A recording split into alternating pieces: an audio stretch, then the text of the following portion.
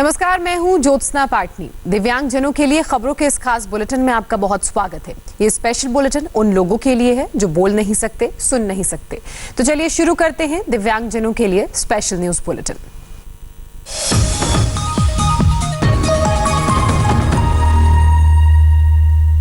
देश भर में कोरोना का ग्राफ तेजी से बढ़ता जा रहा है। कोरोना संक्रमण के कुल केस 78,000 के पार पहुंच चुके हैं। ये आंकड़ा कितना बड़ा है, इसका अंदाजा आप इसी बात से लगा सकते हैं कि अगर हम इसी रफ्तार से आगे बढ़ते रहे तो अगले 24 घंटे में हमारे देश में चीन से ज्यादा केस हो जाएंगे। एक तरफ लॉकडाउन 3.0 के बाद इसका अगला फेज शुरू होने जा रहा है, लेकिन देश में कोरोना का स्पीडोमीटर तेजी से बढ़ता जा रहा है। हर रोज 3 से 4 हजार कोरोना के नए केस सामने आ रहे हैं। मौत का आंकड़ा हर रोज 100 से ज्यादा बढ़ता जा रहा है। देश में कोरोना की जो रफ्तार है उससे हम अगले 24 से 48 घंटे में चीन के आगे निकल जाएंगे। हिंदुस्तान में इस वक्त कोरोना के 78 हो गई है। धारावी में 1028 पॉजिटिव केस भी सामने आ चुके हैं। पिछले 24 घंटे में ही 66 नए पॉजिटिव केसेस की पुष्टि हुई है। मुंबई का धारावी इलाका कोरोना के लिए सबसे बड़ा हॉटस्पॉट बना हुआ है। इसे एशिया के सबसे बड़े स्लम के तौर पर भी जाना जाता है। कोरोना के चलते धारावी इलाके की स्थिति बेहद खराब है। यहाँ पर कोरोना के 1028 मामले बुधवार तक सामने आ चुके थे, जबकि बुधवार को महाराष्ट्र के स्वास्थ्य विभाग ने जो आंकड़े जारी किए उसके मुताबिक कुल मृतकों का आंकड़ा 40 तक पहुंच गया, जबकि अकेले बुधवार को ही यहाँ पर 9 लोगों की मौत दर्ज की गई। इससे आप समझ सकते हैं कि धारावी इलाके में किस तरह से कोरोना को लेकर स्थिति है।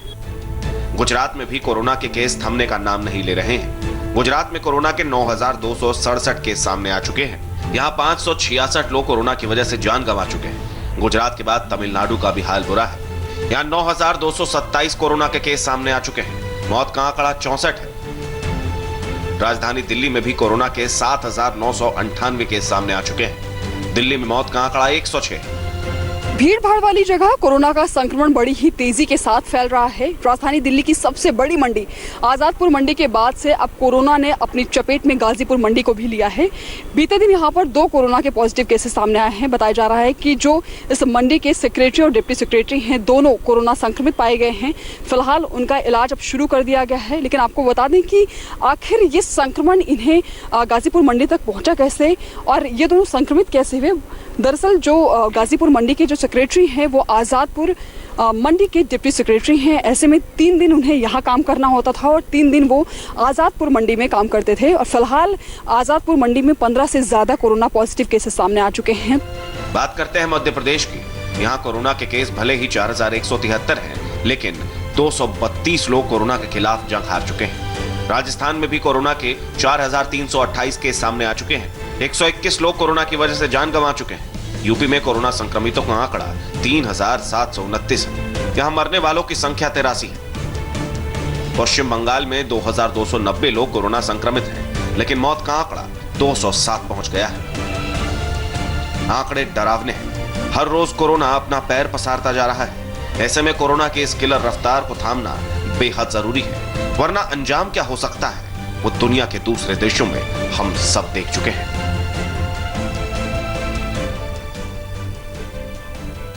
लॉकडाउन 4.0 के दौरान दिल्ली में क्या ढील दी जाए, इसे लेकर मुख्यमंत्री अरविंद केजरीवाल आज अपना प्रस्ताव केंद्र सरकार को भेजने जा रहे हैं।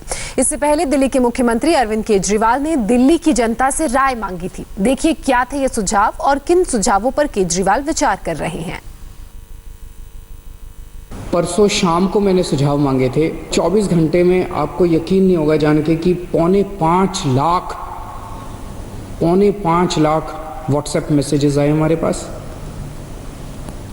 10,700 ईमेल आए और 39,000 लोगों ने फ़ोन करके अपने सुझाव दिए। तो मोटे मोटे तौर पे 5 लाख से ज़्यादा सुझाव हमारे पास आए हैं। क्या स्कूल खुलने चाहिए, कॉलेजेस खुलने चाहिए, एजुकेशनल इंस्टीट्यूशंस खुलने चाहिए। अधिकतर लोगों का कहना है कि अभी नहीं खुलने चाहिए।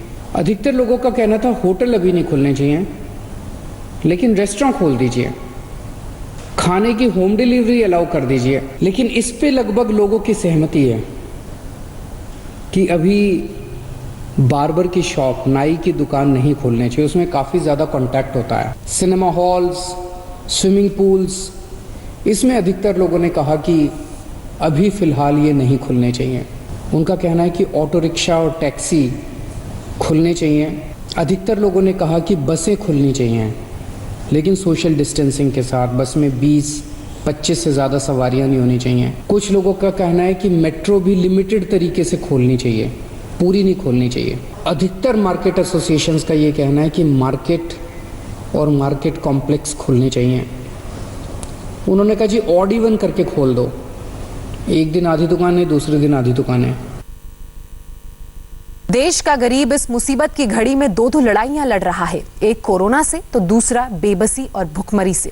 ऐसे में सवाल ये उठता है कि आखिर मजदूरों के दर्द का अंत कब होगा। ये सवाल इसलिए भी वाजिब है क्योंकि देश भर से मजदूरों की बदहाली की तस्वीरें सामने आ रही हैं।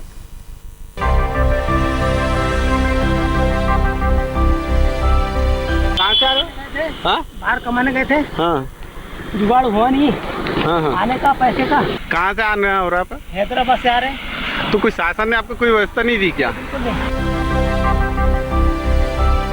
लेकर बेल की जगह तुम खुद कंधा लगा कर जा रहे हो। बाबूजी बेल नहीं है तब क्या करे, अब बस चलती तो मैं बस में जाता ही। ये बेबसी की सबसे दर्दनाक दास्तान है।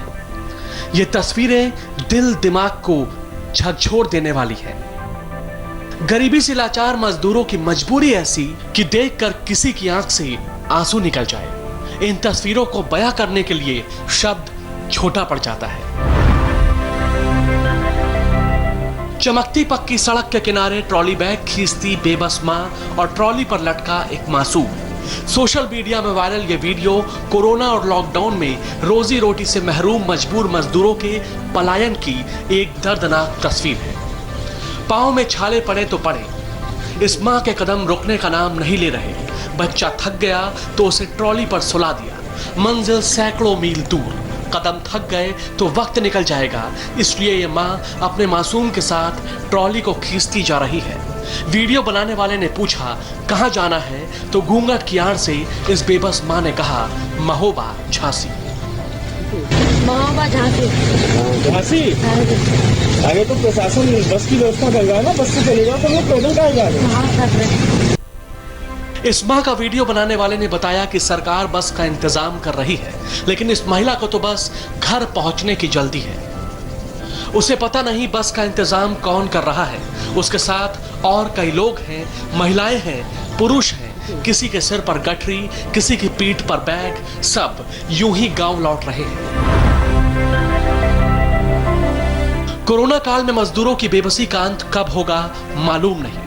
ये मध्य प्रदेश के बालाघाट की तस्वीर है। हाथ गाड़ी में गर्भवती पत्नी और छोटी सी बेटी को बैठाए थके हारे सफर में आगे बढ़ते ये रामू घोरमारे हैं, जो हैदराबाद में मजदूरी करता था। लॉकडाउन में ठेकेदार ने काम बंद कर दिया तो रामू रोजी रोटी का मोहताज हो गया। गांव लौटने के अलावा कोई रास्ता नहीं सूझा। रुपए पैसे थे नहीं तो पैदल ही 800 किलोमीटर के सफर पर निकल पड़ा। कहाँ रहते हो आप? कुंडा मोगा रहते हैं। कुंडा मोगा। कहाँ से आ रहे हो? हाँ? बाहर कमाने गए थे। हाँ जुगाड़ हुआ नहीं। हाँ। आने का पैसे का। कहाँ से आना हो रहा है? हैदराबाद से आ रहे हैं। तो कोई शासन ने आपको कोई व्यवस्था नहीं दी क्या? बिल्कुल नहीं। किसी भी तरीके से? सिर्फ गोंदे में एक बार खाना मिला हमको। हाँ। बाकी कहीं पे हमको कुछ नहीं मिला। यहाँ पे खाना मिला तो वो खाना भी खाना योग्य नहीं था। तो आपको वहाँ जो हैदराबाद में किसी तरीके की सुविधा नहीं मिल पाई है? नहीं, कुछ भी नहीं। किसी भी तरीके नहीं। रामू कहते हैं कुछ दूर बेटी को गोद में रखा। जब पत्नी और बेटी की हिम्मत जवाब देने लगी तब बांस और लकड़ी से हाथ गाड़ी बनाई, उस पर गर्भवती पत्नी और बेटी को बैठाया, फिर हाथ गाड़ी को खींचते हुए बालाघाट के लिए चल पड़ा। 17 दिन के लंबे सफर के बाद बालाघाट की लांजी सीमा पर पहुंचा, तब जाकर सरकार से मदद मिल सकी। नई दिल्ली से आज पटना पहली ट्रेन पहुंची। अपने राज्य पहुंचने की खुशी तो लोगों के चेहरे पर नजर आ ही रही थी, लेकिन अपनों से गले न मिल पाने का गम भी दिख रहा था, अपनों से दूरी बनाने का दुख भी दिख रहा था। पटना रेलवे स्टेशन से हमारे संवाददाता नीतीश चंद्र की ये ग्राउंड रिपोर्ट आप देखिए। दिल्ली से पहली ट्रेन पटना के लिए आज आई है। राजधानी एक्सप्रेस यहाँ पर पहुंची है। 2 घंटे लेट ट्रेन पहुंची है और आप देखें ये पैसेंजर बाहर निकल कर आ रहे हैं।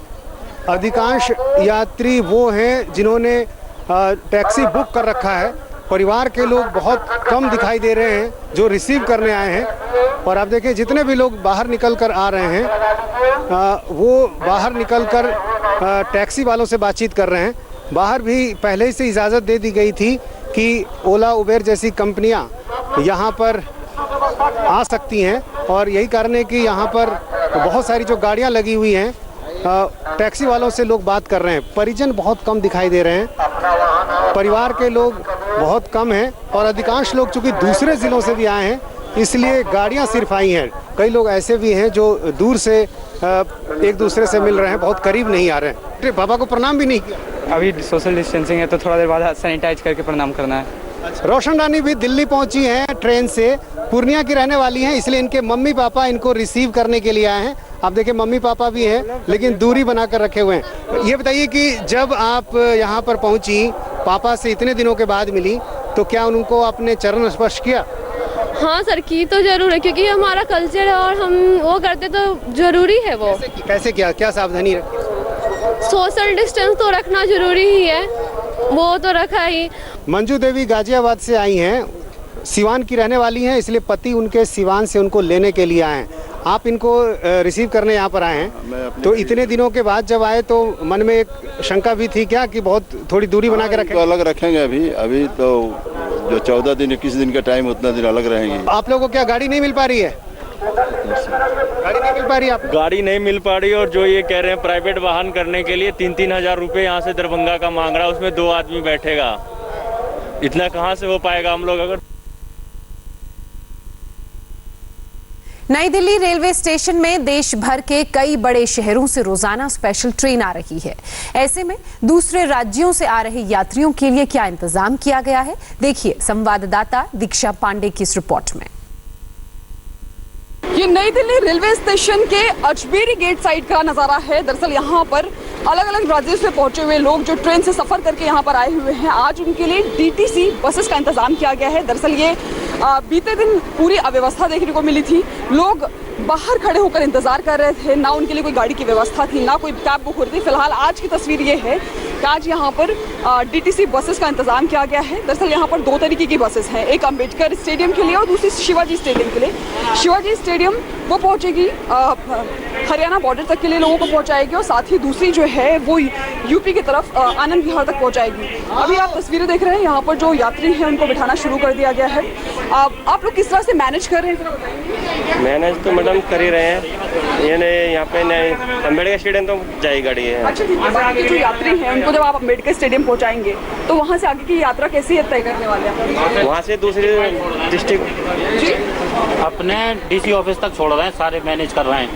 हम अम्बेडकर स्टेडियम छोड़ेंगे, वहाँ से वो जहाँ का डीसी ऑफिस होगा वहाँ छोड़ेंगे। कौन छोड़ेगा? हाँ, वो आगे अम्बेडकर स्टेडियम से शटल लगी हुई है। अच्छा, वहाँ से गाड़ी लगी? हाँ, वहाँ भी गाड़ी लगी हुई है। अच्छा, एक गाड़ी में आप लोग कितने लोगों को बिठा रहे हैं? 20 लोगों को। आज जब आप लोग पहुँच रहे थे तो आप लोगों को डर लग रहा था कि पता नहीं इंतजाम होगा या नहीं होगा? हाँ, ये तो सोच कर निकले थे कि अब जैसे यहाँ से जाएंगे तो दूसरी जगह पहुँच के इंतजाम होगा या नहीं होगा, इस चीज़ का तो डर लगा हुआ था। अभी बस में बैठ चुके हैं और इन्हें यहाँ से अलग अलग इलाके में जाना है। कुछ लोगों को दिल्ली से बाहर भी जाना है। ऐसे में पूरे इंतजाम तो किए गए हैं। आज फिलहाल कुछ राहत ज़रूर देखने को मिल रही है, लेकिन जिस तरह की तस्वीर बीते दिन रेलवे स्टेशन के बाहर नजर आई थी वो वाकई इसलिए डराने वाली थी क्योंकि सोशल डिस्टेंसिंग के नाम पर कुछ भी नज़र नहीं आ रहा था। पूरी तरह से ना कोई गवर्नमेंट की साइड से कोई व्यवस्था थी और ना ही लोग इसका ध्यान रख रहे थे। फिलहाल आज भी कुछ सोशल डिस्टेंसिंग के नाम पर कुछ खास नज़र नहीं आ रहा है। लोग यहाँ पर लाइन लगाकर खड़े हैं और वो कोशिश कर रहे हैं कि उनके इलाके में जाने वाली जो भी बस है वो उसे यहाँ से ले ले। कोरोना का स्पीडोमीटर तेजी से बढ़ता जा रहा है, लेकिन दुनिया भर में किसी को यह समझ नहीं आ रहा कि आखिर करें तो क्या करें। अब वर्ल्ड हेल्थ ऑर्गेनाइजेशन के नए बयान ने सनसनी फैला दी है। दुनिया भर में कोरोना की रफ्तार नहीं थम रही है। दुनिया के कई बड़े देश कोरोना से त्राही त्राही कर रहे हैं। दुनिया भर में कोरोना संक्रमण का आंकड़ा 44 लाख को पार कर चुका है। अमेरिका पर कोरोना का भार इस कदर टूटा है कि मौत के आंकड़े लगातार तेजी से बढ़ रहे हैं। दुनिया के कई बड़े मुल्क अमेरिका, ब्रिटेन, इटली और फ्रांस सभी कोरोना से त्रस्त हैं। अमेरिका में कोरोना के केस 14.5 लाख के करीब हैं। वहीं मौत का आंकड़ा 85,000 के पार पहुंच गया है। कोरोना से मौत के मामले में ब्रिटेन तेजी से आगे बढ़ रहा है। ब्रिटेन में मौत का आंकड़ा 33,000 के पार पहुंच गया है।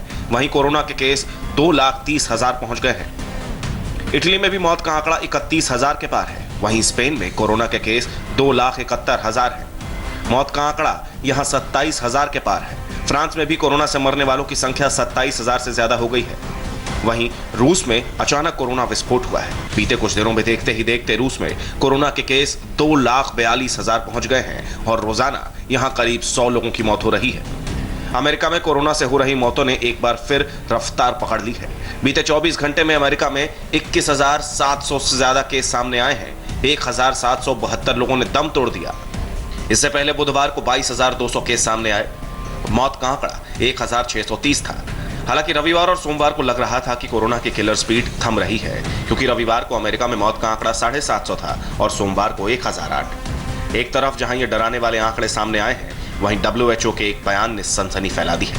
वर्ल्ड हेल्थ ऑर्गेनाइजेशन के कार्यकारी निदेशक माइकल रायन ने कहा है कि कोरोना वायरस हमारी सोसाइटी का एक स्थायी हिस्सा बन सकता है। साथ ही ये आशंका जताई कि अगर इसका वैक्सीन खोज भी लिया गया तो भी ये HIV की तरह हमेशा के लिए रह जाएगा। माइकल रायन ने यह भी साफ साफ कहा कि फिलहाल इस वायरस के बारे में कोई भी ज्यादा कुछ नहीं जानता। ये वायरस हमारी सोसाइटी का स्थायी हिस्सा बन सकता है। हो सकता है कि ये वायरस कभी ना खत्म हो। HIV नहीं खत्म हुआ। हम HIV वायरस के बारे में जानते हैं, उसके रोकथाम के बारे में उसके तरीके निकालते हैं। HIV को लेकर अब लोगों के जहन से डर निकल चुका है। लोग HIV से रिकवर भी कर रहे हैं। मैं इन दोनों की तुलना नहीं करना चाहता, लेकिन फिर भी हमें वास्तविक रहना चाहिए। कोई नहीं कह सकता कि कोरोना वायरस का खात्मा कब होगा। बीते करीब 2 महीने से कोरोना ने पूरी दुनिया में लॉकडाउन लगा रखा है। ऐसे में ये अब न्यू नॉर्मल बनता जा रहा है। कई लोग इसके साथ रहना सीख चुके हैं। जर्मनी की राजधानी में एक अनोखा डिस्को हुआ। यहाँ डीजे बजाया गया, लाइटिंग की गई, लोग आए, नाचे, लेकिन ये सब सोशल डिस्टेंसिंग के साथ हुआ। लोग इस ओपन एयर डिस्को में अपनी गाड़ियों से पहुंचे और कार के अंदर बैठकर ही डीजे की धुन पर नाचे। दिव्यांगजनों के लिए स्पेशल न्यूज बुलेटिन में फिलहाल इतना ही। कल फिर इसी वक्त हम हाजिर होंगे। नमस्कार।